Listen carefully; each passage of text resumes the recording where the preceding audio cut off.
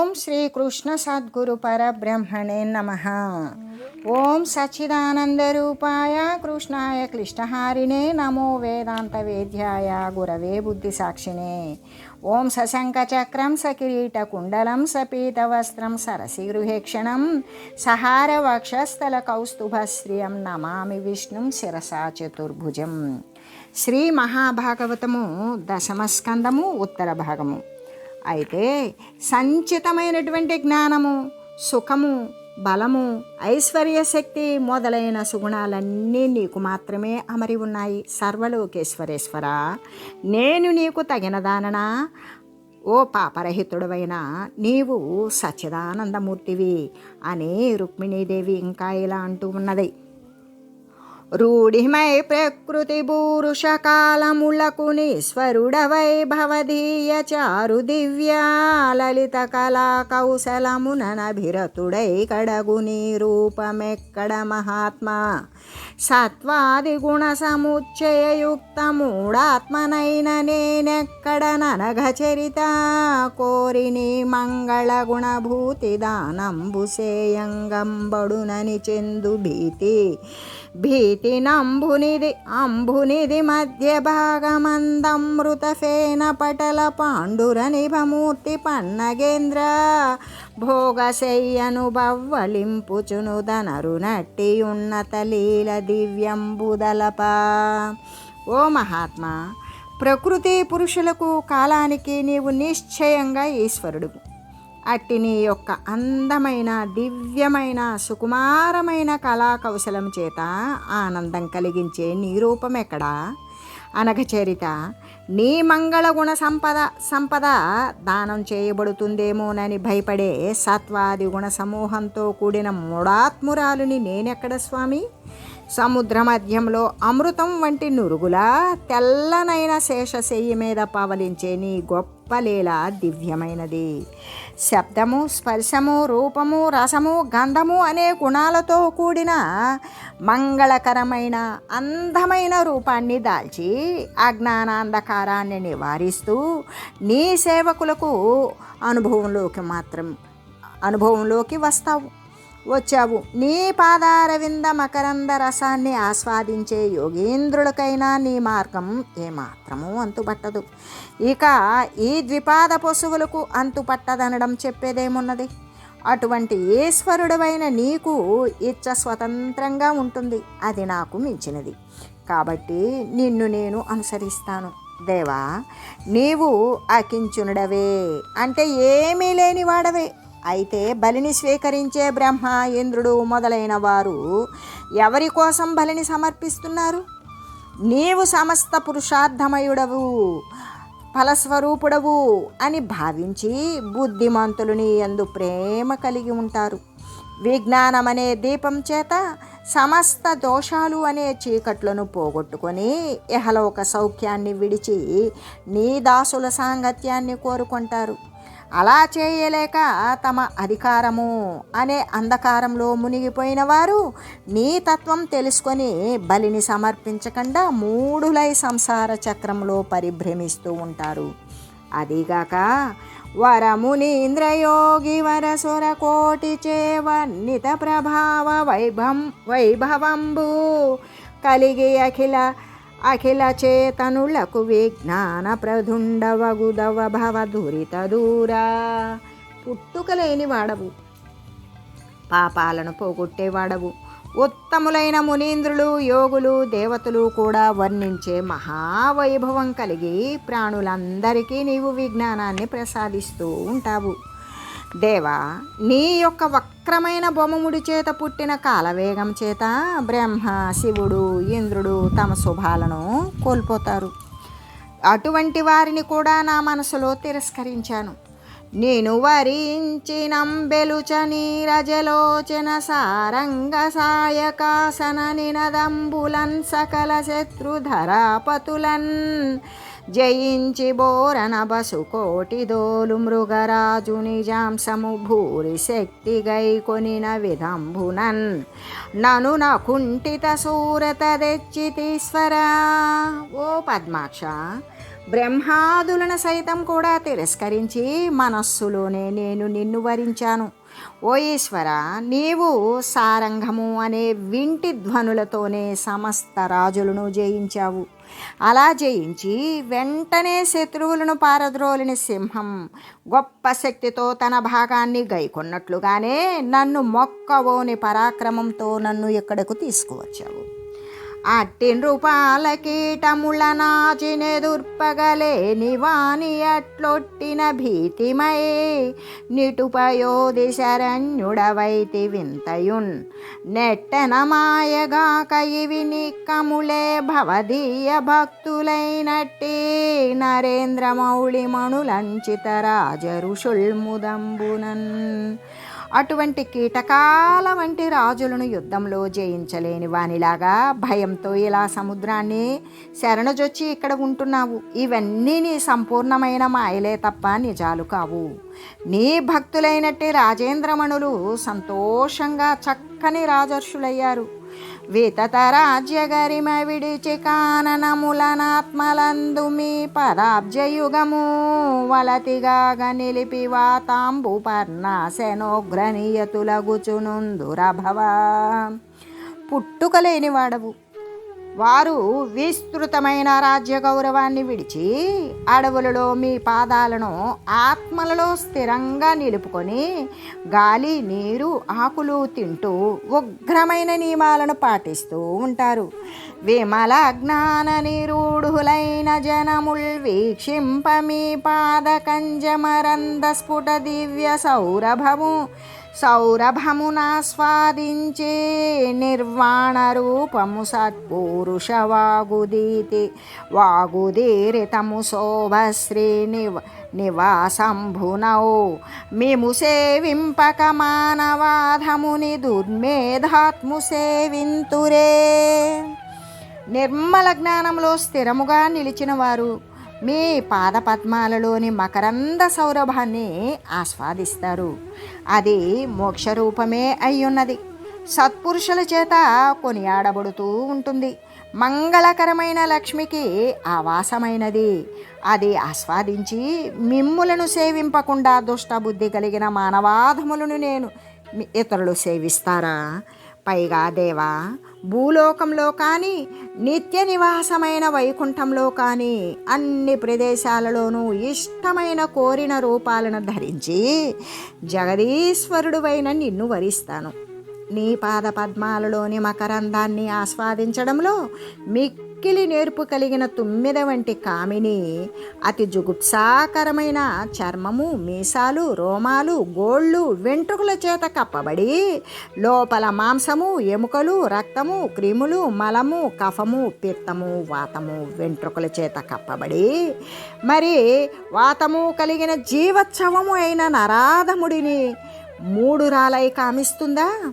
అదిగాక నేరదాగమేఘ నిర్యత్పయ పానచాతకంభే గునే చౌటి పడెకు బరిపక్వమా కంద ఫలరసంబులు గ్రోలు కీరంబుచనునే దత్తూరములకు ఘనరవా కర్ణనోత్కలిక మయూరం కోరునే కఠిన ఝిల్లి రవంబు గరికుంభ పిసిత సద్ఘ్రాసమోదిత సింహమరుగునే సునక మాంసాభిలాష ప్రవిమళాకార భవదీయ పాద పద్మయుగ సమాశ్రయ నైపుణోద్యోగ చిత్తమన్యుజేరునే తనకు పాస్యంబుగాగ భక్త మందార దుర్భవ భవ విధూరా. వర్షం కురిపించే నల్లని మొబ్బుల నుండి వచ్చే నీటిని తాగే చాతక పక్షి చిన్న నీటి గుంటకు వెళుతుందా? ముగ్గిన మామిడి పండ్ల రసాన్ని తాగే చిలుక ఉమ్మెత్తకాయల వద్దకు వెడుతుందా? మేఘధ్వని విని పురి విప్పే నెమలి కఠినమైన అడవి ఈగల మోతను కోరుకుంటుందా? ఏనుగు కుంభస్థల మాంసాన్ని తిని సంతోషించే సింహము కుక్క మాంసం కోసం కోరుకొని వెడుతుందా? భక్తులకు కల్పవృక్షం వంటి వాడవు. భరింపశక్యం కాని సంసారాన్ని తొలగించేవాడవు. నిర్మలమైన నీ పాదపద్మాలను ఆశ్రయించడంలో నేర్పుగా ప్రయత్నించే మనస్సు తాను ఉపాసించడానికి ఇతరుని చేరుతుందా? వాసవవందిత భవ కమలాసన దివ్య ప్రభా సభావలికెపుడున్ నీ సమధిక చారిత్ర కథా సురుచిరగానమవి తదంభై చెల్లున్. ఇంద్రుని చేత కూడా నమస్కారాలు అందుకున్నవాడవు. ఈశ్వరునికి, బ్రహ్మకు దివ్యమైన ప్రభావం కలిగిన సభ్యులందరికీ కూడా ఉత్తమమైన నీ చరిత్రలను తెలిపే కథలను కీర్తించడం ఎప్పటికీ నిష్ప్రయోజనం కానేరదు, నిర్భయంగా ఫలితాన్ని ఇస్తుంది. ధరణీనాదులు దమదమ వరవనిత మందిరముల వసించుచు గోఖర మార్జాలంబులగతి స్థిరబద్దులగుదురు నిన్ను తెలియని కథను. రాజులు తమ తమ భార్యల మందిరాలలో నివసిస్తూ నిన్ను తెలుసుకోకపోవడం వలన ఆవులు, గాడిదలు, పిల్లులు లాగానే స్థిరంగా బంధాలలో చిక్కుకుంటారు. జలజనాభ సకల జగదంతరాత్మవైనట్టి దేవని పదారవిందయుగళి సానురాగయుక్తమైన మది గలుగునట్లుగా కదలపు మనగా. ఓ పద్మనాభ, సమస్త జగత్తుకు అంతరాత్మ అయినట్టి ఓ దేవాదిదేవా, ఓ అనగాత్మ, నీ పాదార విందాలు అనురాగంతో కూడి నా మనసులో నిలిచేటట్లుగా అనుగ్రహించు. పృథురజో గుణ ప్రవృద్ధమైనట్టి నీ దృష్టి చేత నన్ను దేరుకొనగా జూచుటెల్ల పద్మలోచన నా మీది ఘన దయార్ద్ర దృష్టిగా దలంతు. ఓ పద్మాక్ష, గొప్ప రజోగుణం చేత విస్తరించిన నీ చూపుతో నన్ను అనునయించాలి అని ప్రయత్నించావు. ఇది నా మీద నీకు ఉన్న గొప్ప దయార్ద్ర దృష్టిగా నేను భావిస్తూ ఉన్నాను. అదీగాక మధుసూదన, నీ మాటలు అసత్యాలు కావు. తల్లి మాటలు కూతురికి రుచించేవే కదా. యవన గర్వం చేత స్వేచ్ఛగా చరించే కాముకురాలిని పరపురుష శక్తి కలిగిన దానిగా గుర్తించి ప్రాజ్ఞుడైన వాడు విడిచిపెడతాడు. అవివేకి అయిన వాడు ఇంద్రియలోలుడై రతి ఆసక్తితో దానిని విడువలేక చేపట్టి ఉభయలోకాలకు కూడా చెందని వాడే అవుతాడు. కాబట్టి నీకు తెలియని విషయం లేదు అని పలికిన రుక్మిణీదేవి మాటలకు కృష్ణుడు సంతోషించి ఇలా అన్నాడు. శ్రీకృష్ణుడు రుక్మిణీదేవిని ఊరడించుట. అలికుళవేణి నవ్వులకు నాడిన మాటల కింద నీ మదిం గలగగనేలా వేటలను గయ్యములన్ రతులందు నవ్వగా పలికిన మాటలెగ్గులని బట్టుదురే భవదీయ చిత్తముం తెలియగ గోరియే బలికి తిన్ మదిలో నిటుగుంద నేటికిన్. తుమ్మెదల వలె నల్లనైన జడలు కలిగిన దానవు, నవ్వులాటకు నేను అన్నమాట ఈ మాటలకు నీవు నీ మనసులో అంత కలతపడడం ఎందుకు? వేటలలో, కయ్యాలలో, రతి సమయాలలో నొప్పించేలా మాట్లాడితే అవి నిజంగా హాని కలిగించేవే అని పట్టుకుంటారా? నీ మనసు ఏమిటో తెలుసుకోవడానికే నేను అలా మాట్లాడాను. దీనికే నీ మనసులో అంత దిగులు పడడం దేనికి? అదిగాక కింకలు ముద్దు బల్కులను గెంపుగనుంగవదీయ మోవియున్ జంకెలు తేరి చూపులెక సఖ్యములున్ నెలవంక బొమ్మలుం గొంకక వీడనాడుటలు గూరిమియుంగలగాంత గూడుటల్ అంకిలి లేక జన్మ ఫలమబ్బుటగాదే కురంగలోచన. లేడి కన్నుల వంటి కన్నులు కలిగిన దానా ఓ రుక్మిణి, అలుకలు, ముద్దు మాటలు, ఎర్రబారిన కన్నులు, తీయని పెదవులు, జంకించే చూపులు, వేళాకోలాలు, చంద్రరేఖల వంటి కనుబొమ్మలు, శంక లేకుండా దూరంగా జరిగిపోవడాలు, అనురాగము కల భార్యతో రమించడము అంటే ఏ అడ్డు లేకుండా జన్మ సాఫల్యం చెందడమే కదా అని ఇంకా ఇలా అన్నాడు. నీవు పతివ్రతామణివి, నిర్మల ధర్మ వివేకశీల సద్భావవు, నీ మనోగతుల బాయక ఎప్పుడన నస్మదీయ సంసేవయ కాని అన్యము భజింపవు. పుట్టిన నాట నుండి నీ భావమెరింగియుండియును బల్కిన తప్పు సహింపు మానిని. నీవు పతివ్రతలలో ఉత్తమురాలివి. నిర్మలమైన ధర్మము, వివేకము, శీలము, మంచి భావాలు కలిగి ఉన్నదానివి. నీ మనసులో ఎప్పుడూ విడవకుండా నా సేవయే ఉంటుంది, కానీ వేరేమీ ఉండదు. మానిని, పుట్టినది మొదలుకొని నీ మనసేమిటో తెలిసి కూడా ఇలా మాట్లాడడం నాది తప్పే, నన్ను క్షమించు అని ఇంకా ఇలా అన్నాడు. నీ మాటలు నాకు ఎంతో ఇంపుగా ఉన్నాయి. నీకు ఎన్నో రకాల కోరికలు కలిగినా అవి అన్నీ నాలోనే ఉండడం వలన ఏకాంతంగా సేవించడంలో నేర్పరివి అయిన నీకు అవన్నీ ఎల్లప్పుడూ సిద్ధించేవే. నీ పాతివ్రత్యం, నా పట్ల ఉండే ప్రేమ స్పష్టంగా తెలిసాయి. నా మాటల వలన నీ మనసు చంచలం కాకముందే నా యందే దృఢంగా నిలిచి ఉంటుంది. కాబట్టి సకల సంపదలతో తొలతూగే ద్వారకా నగరంలో దివ్య మందిరాలలో నీ అదృష్టం కొద్దీ సంసారిలా నీ యందు అనురాగబద్ధుడనై ఉంటూ ఉన్నాను. ప్రాణానికి, ఇంద్రియాలకు వశమైన మార్పు చెందే శరీరాన్ని ధరించిన తక్కిన ఏ స్త్రీ కూడా నన్ను పొందడం కష్టం.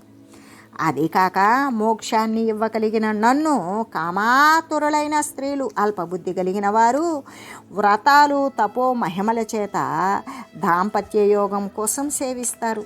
అదంతా నా మాయా విజృంభణం వలన కలిగేదే. అందువలన దురదృష్టవంతులైన వారు నరకాన్ని పొందుతారు. కాబట్టి నీకు సాటి వచ్చే స్త్రీ మరొకటి లేదు. నీ వివాహ సమయంలో నీవు అనేక రాజులను తిరస్కరించి నీ తీయని మాటలను వినాలి అని అనుకుంటున్న నా వద్దకు నా శరీరం ఇతరులకు తగినది కాదు. నీకేమీ దుకట్టి ఉంచాను అని రహస్యంగా బ్రాహ్మణుని పంపావు. నేను కూడా వచ్చి నీ వివాహ సమయంలో నీ అన్నగారును పట్టుకొని విరూపినిగా చేశాను. అది చూసి కూడా నా నుండి వియోగం కలుగుతుందేమో అని ఊరుకొన్నావు. కాబట్టి అనేక విధాలుగా వ్యక్తమయ్యే నీ సద్గుణాలకు నేను సంతోషించాను అన్నాడు. ఈ రీతిగా దేవకీ కొడుకు సామాన్య మానవునిలాగానే, గృహస్థునిలాగానే తన ఇంటి పనులు నెరవేరుస్తూ ఉన్నాడు అని చెప్పి సుఖమహర్షి ఇంకా ఇలా కొనసాగించాడు. అని ఇట్లు కృష్ణుడాడిన వినయ వివేకానులాపవితతామృత సేచన ముదిత హృదయవణితామణి వికచవదనవనరుహయగుచున్. శ్రీకృష్ణుడు ఈ రీతిగా పలికిన వినయము, వివేకము కలగలిసిన మాటలకు విస్తృతమైన అమృతంలో తడిసినట్లుగా రుక్మిణి మనసుకు ఆనందం కలిగింది. ఆమె పద్మం వంటి ముఖం విచ్చుకుంది. నగవామతించు చూపులు నగదరు మొగమునను నిలిపి నయము నగరముల్ మొగిచి వినుతించే కృష్ణున్ ఖగవాహున్ రుచిరదేహు కలితోషాహున్. నవ్వు తొంగి చూస్తూ ఉన్న చూపులను శ్రీకృష్ణుని ముఖంపై నిలిపి చేతులు జోడించి గరుడ వాహనుడు, శుభశరీరుడు, ఉత్సాహయుక్తుడు అయిన అతనిని నూతించింది. అతుల విరాజమానముకుడై వివిధాంబర చారుభూషణ ప్రతతుల తోడగోరిన వరంబులు దద్దయునిచ్చే కృష్ణుడున్నత శుభమూర్తి దేవగణనందిత కీర్తి దయానువర్తి అయి యతి మృదువాణి కింగిసలయారుణ పాణికి నీలవేణికిన్. శ్రీకృష్ణుని ముఖం సాటిలేని కాంతితో వెలిగిపోయింది.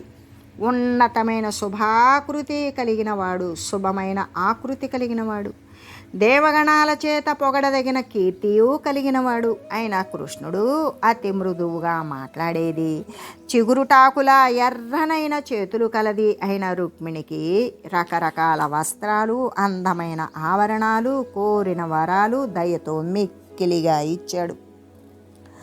ఈ రీతిగా శ్రీకృష్ణుడు రుక్మిణిని గౌరవించాడు. అనంతరము తాను ఆమె కలిసి ఎలమి ఘటింపగా గలసీడెల నీడల మళ్ళీ కాల తావలిగర వీర జాతి వీరవాదుల వీధుల గమ్మదెమ్మెరలల్ వలయున వీణవాసముల బొన్నల దిన్నెల బచ్చరచ్చలం గొలకులలే గెలంకులను గోరికలీరికలేత్త గ్రొత్తలై మిక్కిలి ప్రీతితో పొదరిండ్ల నీడలలోనూ మల్లె తీగలలోనూ కరవీరము జాజి విరజాజి మొక్కల వరుసలలోనూ కమ్మని గాలులు వీచే క్రొత్త క్రొత్త ప్రదేశాలలోనూ పొన్న చెట్ల అరుగులపైన పచ్చలతో నిర్మించిన కూడళ్లలోనూ మనోహరమైన సరస్తీరాలలోనూ వారిద్దరూ కూడా కోరికలు మొలకెత్తగా క్రొత్తదనాలను చవిచూస్తూ ఆరామ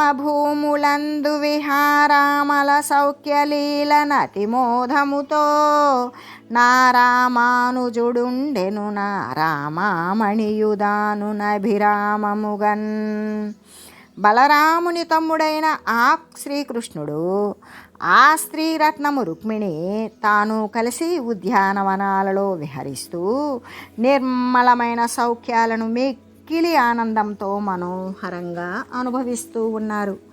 ఇంకా అనేక విధాల చిత్ర విచిత్రములైన మణులతో కూడిన మేల్కట్టులు కలిగిన సౌధాగ్రాల మీద నెమళ్ళు కోయిలలు పిచుకలు చిలుకలు వీటి యొక్క కలకూజితాలతోనూ పూతేనీయలను తాగించి మధించిన తుమ్మెదల ఝుంకారాల చేతను కూడా పూర్తిగా నిండిపోయి పద్మాలలోని కలువలలోని మకరంద ధారల చేత మంచు సోనల చేత నిండిన సరస్తీరాలలోనూ గైరికాది ధాతు ప్రవాహాల చేత ఎర్రబడిన చర్యలు కలిగిన కొండల మీద పొదలలోనూ క్రీడా పర్వతాల మీద క్రీడా గృహాలలోనూ నిస్సంకోచంగా విదర్భరాజపుత్రి అయిన రుక్మిణితో కలిసి కృష్ణుడు మన్మథకేళీలోలుడే అయ్యాడు.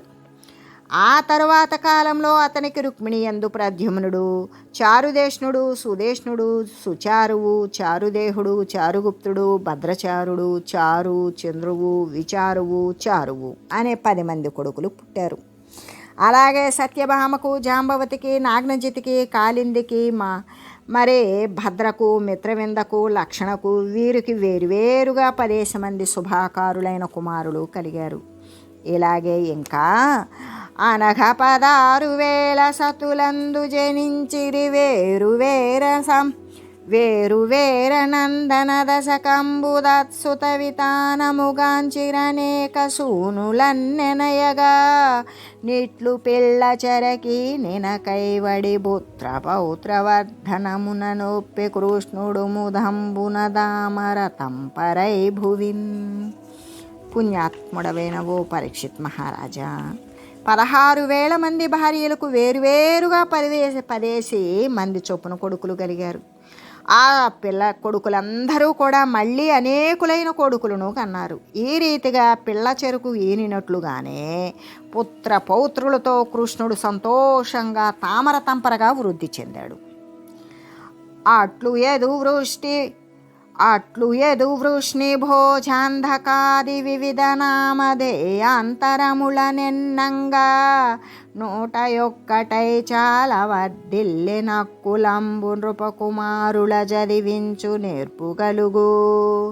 ఇలా యదు, వృష్ణి, భోజ, అందక మొదలైన పేర్లతో లెక్కకు 101 ఆ వంశం వృద్ధి పొందింది. వారిలో రాజకుమారులను చదివించే నేర్పు కలిగినట్టే గురుజనంబులు విను 3 కోట్ల మీద నేను 10,000 నెసగ నూర్వురన్న దద్బాలకావళి నెన్నదరమె శూలికైనను దామర చూలికైనా. గురుజనులు 3,88,100 మంది ఉన్నారంటే ఆ బాలకుల సంఖ్యను లెక్కించడం ఆ శివునికైనా బ్రహ్మకైనా కూడా సాధ్యం కాదు. వారిలో గోవిందుని కుమారుడైన ప్రద్యుమ్నునికి రుక్మి కూతురు వలన అనిరుద్ధుడు జన్మించాడు అని చెప్పగానే పరీక్షిత్ మహారాజు సుఖయోగిని ఎలా అడిగాడు. అనిరుద్ధుని వివాహ సమయమున బలరాముడు రుక్మి మొదలగు వారిని చంపుట. అయితే బవరమున కృష్ణుచే మున్నవమానమునొంది రుక్మి అచ్యుతు గెలువంది గెలువందివురు చుదన సుత నరసింహవునకు నెట్లిచ్చెనెరుగు బలుకు మునీంద్ర. ఓ మునీంద్ర, యుద్ధంలో కృష్ణుని చేత అవమానం పొందాడు కదా రుక్మి. మరి ఆ అచ్యుతుని గెలవడానికి ప్రయత్నిస్తూ తన కూతురిని శత్రువు కొడుకుకి ఎలా ఇచ్చాడు? ఇది స్పష్టంగా తెలియజెప్పండి. నావుడు సుఖయోగి నరనాయకోత్తమ నీవు చెప్పిన ఎట్ల నెమ్మనమున పద్మాయతాక్షు చేబడిన బన్నమునకు గనలుచునుండియునను జనుతోడి నెయ్యంబునను భాగినేయునకిచ్చెను గూతునంచిత పుష్ప కోమలాంగే ధనభూన్కె దప్పిన దగవిదర్భేసుడు విను మెరిగింతు నవ్విధము తెలియ బరగ రుక్మవతి స్వయంవరమున కొగినరుగుదెండని భీష్మ భూవరసుతుండు వరుసరప్పించే రాజన్యవర కుమారవరులనను వార్తగలరియా హరిసుతుండు. పరీక్షిత్తు ఇలా అడగగానే సుఖయోగి ఇలా చెప్తూ ఉన్నాడు. రాజేంద్ర, నీవు చెప్పినట్లే కృష్ణుని చేత అవమానాన్ని పొందాడు. అలా పొందిన అవమానానికి మనసులో కోపంగా ఉన్నా కూడా తన ప్రయత్నం విఫలం కావడంతో విదర్భరాజు రుక్మి చెల్లెల మీద ప్రేమతో పువ్వుల సుకుమారి అయిన కూతురిని మేనల్లునికి ఇచ్చాడు. ఆ విధమంతా నీకు తెలిసేలా చెబుతాను విను. తన కూతురు రుక్మావతి యొక్క స్వయంవరానికి తప్పకుండా రమ్మని భీష్మకుని కొడుకైన రుక్మి రాజకుమారులనందరినీ పిలిచాడు. ఆ వార్తకు హరి యొక్క కొడుకు ప్రద్యుమ్నుడు సంతోషించాడు. వరమణిభూషణ ప్రబల వర్గమణర్గళ భంగి బర్వ బ్రస్ఫురితరధాధిరోహణ విభూతిదలిర్ప మనోహరైక సుస్థిర శుభలీల నేగేయదు సింహ కిశోరము రాజకన్యక పరిణయ వైభవాగత నృపాలక కోటికి రుక్మి వీటికిన్. శ్రీకృష్ణుని కొడుకు రుక్మి నగరానికి వెళ్ళాడు. ఆ పట్టణమంతా రాజకుమారి వివాహ మహోత్సవానికి విచ్చేసిన రాజులతో నిండిపోయి ఉంది. ప్రద్యుమ్నుడు ధరించిన మణిభూషణాలు కాంతులు అడ్డు లేకుండా అన్ని వైపులకి కూడా వ్యాపిస్తూ ఉన్నాయి. అతడు మహావైభవంగా ప్రకాశించే రథాన్ని అధిరోహించి మనోహరము సుస్థిరము శుభకరము అయిన విలాసంతో వెళ్ళాడు. చనిపూరి చోచి వృష్ణికుల సత్తముడచ్చట మూగియున్నయమ్మనుజవరేణ్యనందనులు మానముదూలి భయకులాత్ములై చనగననేక చండతర సాయక సంపద జూపి రుక్మినందన గొణివచ్చి వేట్క నిజధామము సొచ్చేన వార్య శౌర్యుడై. వృష్ణికులంలో శ్రేష్ఠుడైన ప్రద్యుమ్నుడు ఆ విధంగా వెళ్ళి పట్టణంలో ప్రవేశించాడు. అక్కడ మూగి ఉన్న రాజకుమారులందరూ పొరుగుపోయి భయకంపితులై వెనుతిరిగేలా అతి తీవ్రమైన బాణ సంపదను వారికి రుచి చూపాడు. రుక్మి కూతురుని తీసుకొని వచ్చి వేడుకతో వారింప సఖ్యము కాని శౌర్యంతో తన భవనంలోనికి ప్రవేశించాడు. ఈ రీతిగా ప్రద్యుమ్నుడు ఆమెను వివాహమాడాడు.